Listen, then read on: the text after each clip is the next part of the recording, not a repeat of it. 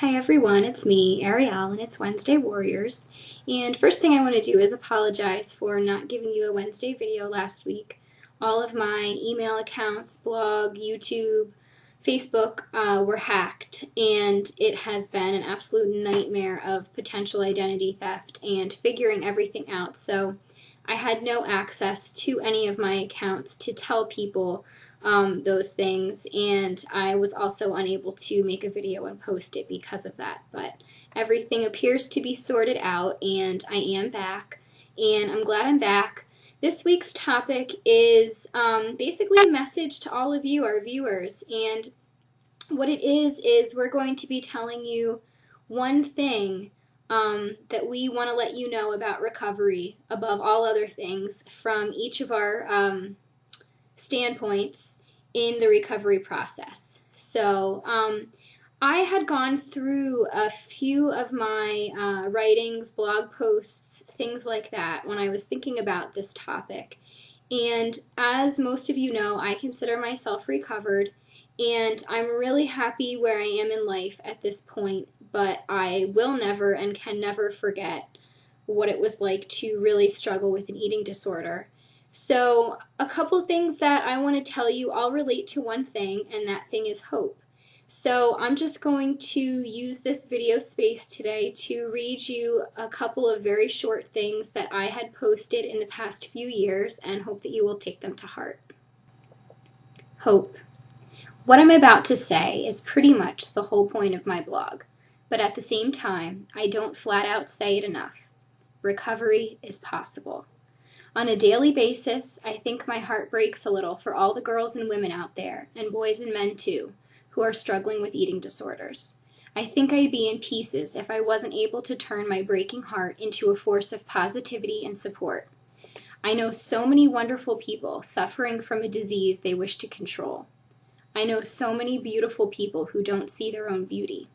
I know so many people who have so much to offer the world, but are at a loss when it comes to helping themselves. I've been there. I stared anorexia in the face, and it took me over for a while, until I decided to bite back and take my life into my own hands instead of passing it off to an illness that would have been only too happy to kill me. I know that's putting it simply. It's not an easy process, and sometimes it gets more difficult instead of the other way around. I get countless emails from people who have been touched, and by touched, I mean slammed, by an eating disorder. I ache to heal them, but know that it's not up to me. All I can offer is my support and my encouragement that it can be done. Recovery is possible. At times, I feel a little like a fairy who just spouts happy words of positivity and shows people the good in life like nothing bad ever happens. At least that's what I feel people must think of me at times. In reality, I'm not a fairy, and I'm not preachy. What I say and do is all about one word: hope. I want to give hope. That sentence above could have been something entirely different a few years ago. Change the last word, and it would have been my state of mind. I want to give up. That's no longer the case, obviously, but that journey from wanting to give up to wanting to give hope had a lot of stops in between. I wanted to get better. I wanted to get real. I wanted to get heard. I wanted to get a life. I wanted to get out.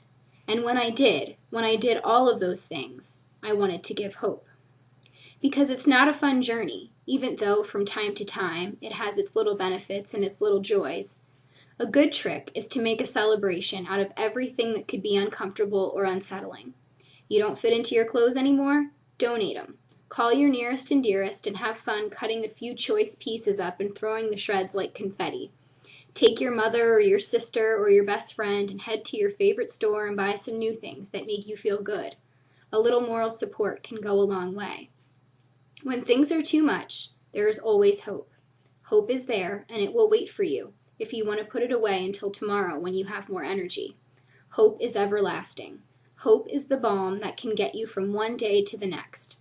And because hope is possible, recovery also is possible.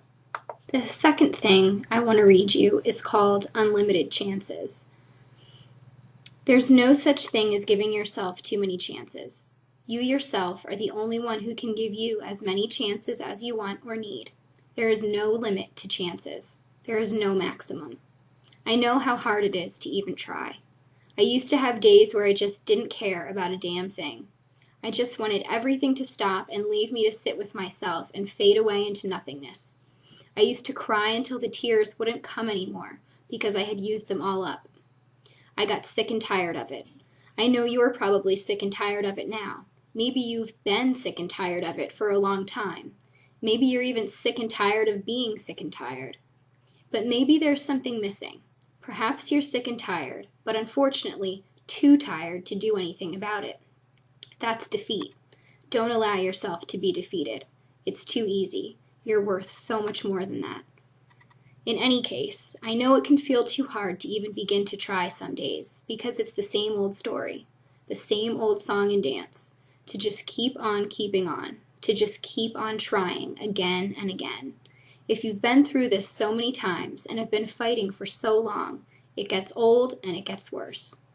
That's the bad news. The good news is fighting back is the only way you're going to eventually get out of the hell. The good news is there is a way out. It's just really hard to find. But if you want out, you've got to look. And if you're still coming up short, you've got to keep looking. Because the thing is, you're either going to burn out and fade away, or you're going to start climbing that rope to safety and freedom and health and happiness. Those are the only two alternatives. Because this awful state of struggling, even if it's been going on for a long, long time, only lasts so long, my friend. You need a change. And I don't mean a change in your attempts to recover. I mean a vacation from your normal way of living. Nothing eating disorder related, just a plain and simple change. And a big one. Something to rip away the focus on your eating disorder, to force you to spend time reflecting on yourself, to simply be and exist and breathe in the change that will surround you. And when you come back from this vacation, when you've implemented this change, you just might not be so tired and listless. You'll be fresher, clearer, and better able to put a new foot forward. Again. A big change is the only way to get out of that sick and tired, don't care attitude. I'm not saying there's one answer for everyone, but time away, that mental vacation, in whatever respect is available and possible, from the same old daily life you have, is beneficial. You can recharge, restart, and refresh, but it can't be something subtle. It has to be something big, significant. You have a lot of chances waiting. Take them.